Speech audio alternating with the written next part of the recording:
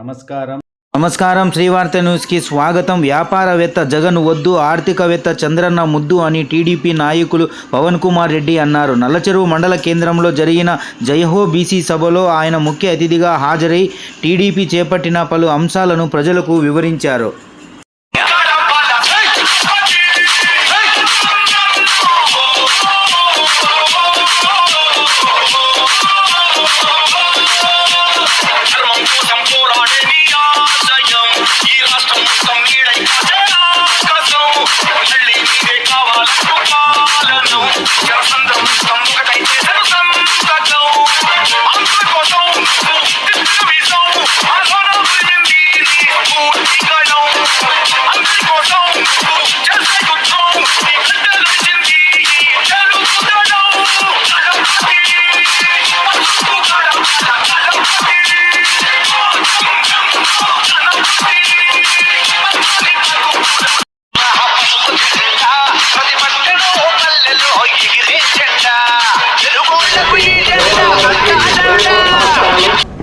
అలాగే వేదిక మీద ఉన్నటువంటి పార్టీ పెద్దలందరికీ కూడా నమస్కారాలు తెలియజేస్తున్నాను. దాదాపుగా రాష్ట్రం అంతా జయహో బీసీ కార్యక్రమాలు జరుగుతున్నాయి. ఇప్పుడు కొత్తగా పేపర్లో వైసీపీ పార్టీకి సంబంధించినటువంటి మీడియా, అంటే ప్రింట్ మీడియా కానీ ఎలక్ట్రానిక్ మీడియాలో కూడా తెలుగుదేశం పార్టీ హయాంలో కొద్ది మంది లబ్ధి పొందినారు ఈ రుణాలతో, లోన్లతో. ఇప్పుడు చాలా మందికి, లక్షలాది మందికి మేము పథకాల ద్వారా ఎంతో చేస్తున్నామని చెప్పుకుంటున్నాం. సోదరులారా, వ్యాపారవేత్తకు ఆర్థికవేత్తకు చాలా తేడా ఉంటుంది. జగన్మోహన్ రెడ్డి గారు వ్యాపారవేత్త, చంద్రబాబు నాయుడు గారు ఆర్థికవేత్త. వ్యాపారవేత్త సొంత లాభం చూసుకుంటాడు, ఆర్థికవేత్త సమాజాన్ని నిర్మిస్తాడు, సమాజంలో ఎకనామిక్ పవర్ హౌసెస్ నిర్మిస్తాడు. అది జగన్మోహన్ రెడ్డి గారికి, చంద్రబాబు నాయుడు గారికి ఉండేటువంటి తేడా. బాగా గమనించండి. నిన్న ఒక ప్రోగ్రాం జరిగింది, ఆసరానో ఏదో ప్రోగ్రాం జరిగింది.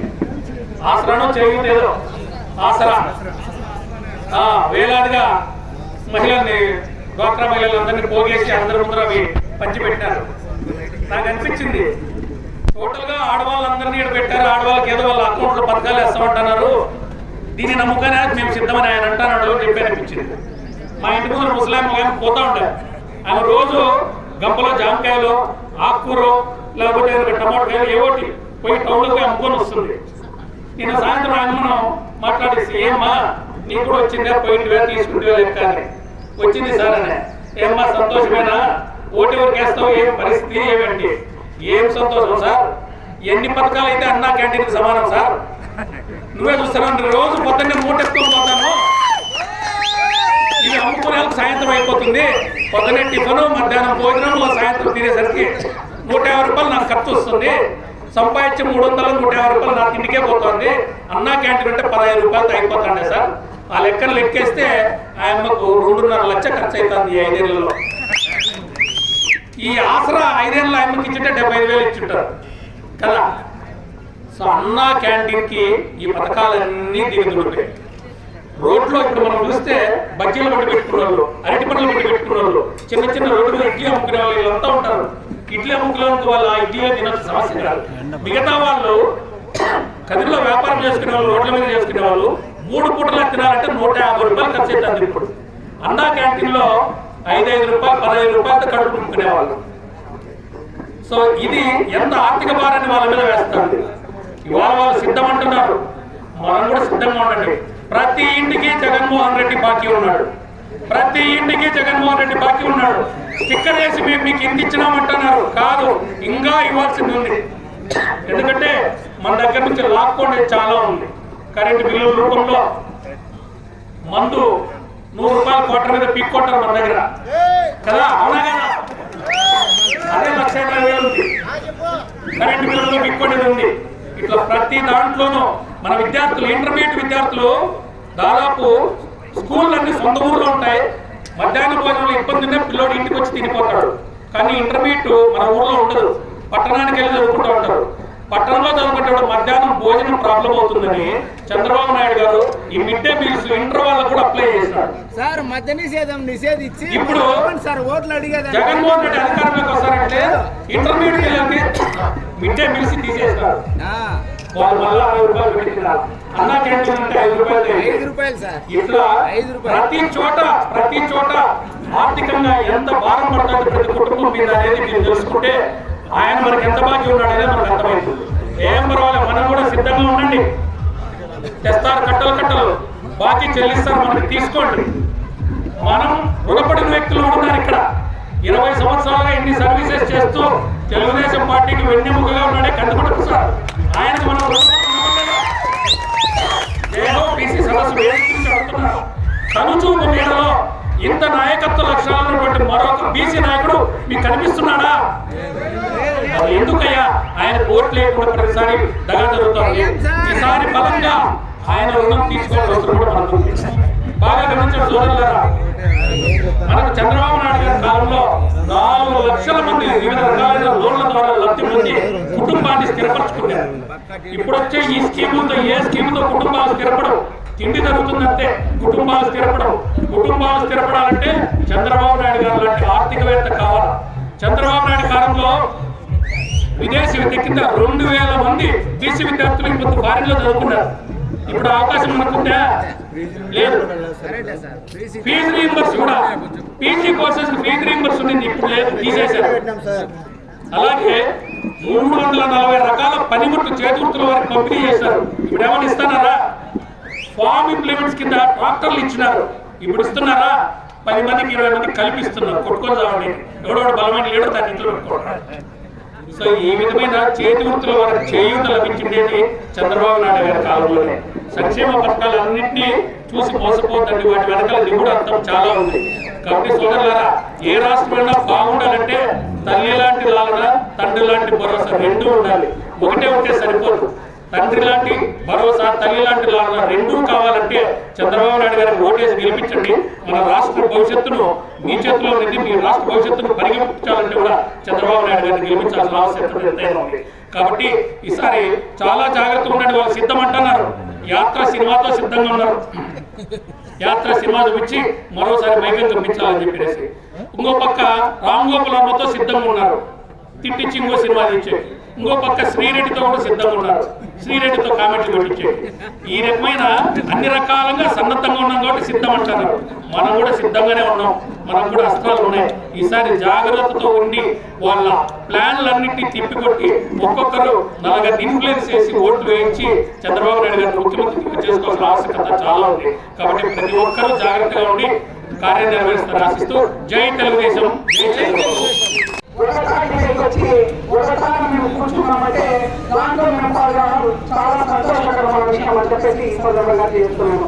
అదేవిధంగా ఈ రోజు వేదికపైన కూర్చున్న మన తెలుగుదేశం పార్టీ నాయకులు, అదేవిధంగా జనసేన పార్టీ నాయకులు, పెద్దలకి, అందరికీ, కుటుంబ సభ్యులకి అందరికీ పేరు పేరున నమస్కారాలు తెలియజేస్తున్నాను. అదేవిధంగా ఈ రోజు సభలో కూర్చున్న మన బీసీ సహోదరులకి, అదేవిధంగా పత్రికా విలేకరులకు కూడా పేరు పేరున నమస్కారాలు తెలియజేస్తున్నాను. ముందుగా అస్సలాము అలైకుం అని చెప్తున్నాను. ఎందుకంటే ఈ రోజు మన ముస్లిం బీసీ కూడా చాలా మంది పాల్గొనడం జరిగింది. బీసీ అంటే మేము కూడా బీసీలోకి వస్తాం, ముస్లిం కూడా. ఒక విషయం ఏంటంటే ఈ రోజు జయహో బీసీ అంటేనే దాంట్లో జయహో అంటే రాజుకి జయహో రాజు, జయహో రాజు అన్నట్టు చాలా గౌరవప్రదమైన పేరు పెట్టి ఈ రోజు తెలుగుదేశం పార్టీ జయహో బీసీ అనే నామకరణం చేయడం కూడా చాలా గొప్ప విషయం అని చెప్పేసి ఈ సందర్భంగా చేస్తున్నాను. తెలుగుదేశం పార్టీ పుట్టిందే అణగారిన వర్గాల కోసం, కష్టకుల కోసం, కార్మికుల కోసం, అదేవిధంగా మహిళల కోసం, ముస్లింల కోసం. ఆ రోజు తెలుగుదేశం పార్టీ పుట్టిన తర్వాతే మన అందరికీ సంక్షేమం అయితేనేమి, మన అభివృద్ధి సాధించడంలో అయితేనేమి ముందుకు వెళ్తున్నామని చెప్పేసి ఈ సందర్భంగా తెలియజేస్తున్నాను. ఆ రోజుల్లో తెలుగుదేశం పార్టీ పుట్టిన తర్వాతనే ముస్లిం మైనార్టీలకు అయితేనేమి, బీసీలకు అయితేనేమి కార్పొరేషన్ ఇవ్వడం జరిగింది. అదేవిధంగా ఎంతో మంది చైర్మన్లు చేసిన ఘనత కూడా మన చంద్రబాబు నాయుడు గారికి దక్కింది. అదేవిధంగా ఈ రోజు బీసీలకు ప్రత్యేకంగా ఎన్ని కార్యక్రమాలైనా వాళ్ళకు గౌరవించి ఉమ్మడి జిల్లా అనంతపురంలో సహోదరులు చెప్పారు. ఈ రోజు వరకు తెలుగుదేశం పార్టీలో బీసీ సహోదరులకే జిల్లా పరిషత్ చైర్మన్ ఇచ్చారు. అదేవిధంగా ఉమ్మడి జిల్లాలో ఎంతో మంది ఎమ్మెల్యేలు, ఎంపీలు అయిన ఘనత కూడా బీసీ సభ్యులకే దక్కిందని చెప్పేసి ఈ సందర్భంగా తెలియజేస్తున్నారు. అయితే ఒక విషయం మీరు చెప్పుకోవచ్చు, ఎమ్మెల్యేలు ఎంపీలు అయితే మాకేంటి అని చెప్పేసి మనకు జరిగే సంక్షేమ కార్యక్రమాలు ఉన్నాయి, మనకి ఇచ్చే పార్టీ నుంచి ఏం జరుగుతుంది అనేది కూడా ఉంది. అదేవిధంగా ఏదైనా కానీ మేము ఇక్కడ కూర్చొని మాట్లాడుకోగలుగుతాం, కానీ చట్టసభల్లోకి తీసుకుని వెళ్ళేది మా కులానికి చెందిన వ్యక్తి ఉంటేనే మా గురించి నాకు ఏం కావాలి, మా పిల్లల భవిష్యత్తుకు ఏం కావాలి అని చెప్పేసి మాట్లాడే అవకాశం మన సోదరులకే ఉంటుంది. కాబట్టి అత్యధికంగా ఎమ్మెల్యేలు అయితేనేమి, ఎంపీలు అయితేనేమి, ఈరోజు అసెంబ్లీకి అయితేనేమి, పార్లమెంట్ అయితేనేమి పంపడం జరిగింది. ఆ ఘనత మన తెలుగుదేశం పార్టీ అని చెప్పేసి ఈ సందర్భంగా తెలియజేస్తున్నాను. అదేవిధంగా ఈ రోజు మహిళలకు కూడా చెప్తున్నాను, మన మహిళా సోదరులకు కూడా తెలుగుదేశం పార్టీ వచ్చిన తర్వాతనే మహిళలకు కూడా గౌరవం వచ్చింది. అదేవిధంగా ఆస్తిలో సమానం వచ్చింది. మన ముస్లిం సోదరులు, బీసీ ముస్లిం సోదరులకు కూడా చెప్తున్నాను, ఆ రోజు తెలుగుదేశం పార్టీలో మేము అడగకుండా బిడ్డల పెళ్లికి 50,000 ఇవ్వడం జరిగింది. రంజాన్తో అన్ని ఎన్నో ఇవ్వడం జరిగింది. ఒక విషయం మేము అనుకోవాలి, గుర్తు చేసుకోవాలి, 5 సంవత్సరాల కాలంలో ఆ రోజు జగన్మోహన్ రెడ్డి తలను ముద్రలు పెట్టి ఒక్క అవకాశం ఇది చేస్తా, అది చేస్తా, కమ్మలు పెడతా, కడాలు పెడతా అని చెప్పి అరచేతిలో స్వర్గాన్ని సృష్టించి మేము ఓటే కదా అని చెప్పేసి మన ఓట్ల హక్కుతో ఈ రోజు ముఖ్యమంత్రి అయిన తర్వాత మమ్మల్ని ఏ రకంగా చూస్తారో ఒక్కసారి గమనించాల్సిన అవసరం ఉంది. మా ముస్లిం సోదరులు అయితేనేమి, బీసీ సోదరులు అయితేనేమి, ఎస్టీలు అయితేనేమి, మహిళలు అయితేనేమి, ప్రతి ఒక్కరూ ఆలోచించాలి. ఆ రకంగా ఏ రకంగా చేస్తున్నాడు ఈరోజు జగన్మోహన్ రెడ్డి అని చెప్పేసి ఈ రోజు చెప్పిన సంక్షేమ కార్యక్రమంలో ఏదైనా ఒకటైనా చేశాడా? ఏమీ చేయలేదు. అదేవిధంగా డాక్టర్ గ్రూప్ మహిళకి ఈ రోజు డబ్బులు వేసామని చెప్పేసి మన రాజకీయం వచ్చినప్పుడు పక్కనట్టాడు. అయితే మహిళలు క్యూలు కట్టి ఈరోజు బ్యాంకుల ద్వారా కాళ్ళు అడ్డలా తిరుగుతున్నారు. అది ఎక్కడ డబ్బులు లేదు. పాపం వైసీపీ నాయకులు చెక్కులు ఇచ్చుకుంటున్నారు, కార్యక్రమాలు చేసుకుంటున్నారు, మహిళల పిలిచి మేము ఈ రకంగా చేస్తున్నామని చెప్పేసి. అంతేగాని వాళ్ళు పై చూపులే కానీ ప్రజలకి ఏది చేసింది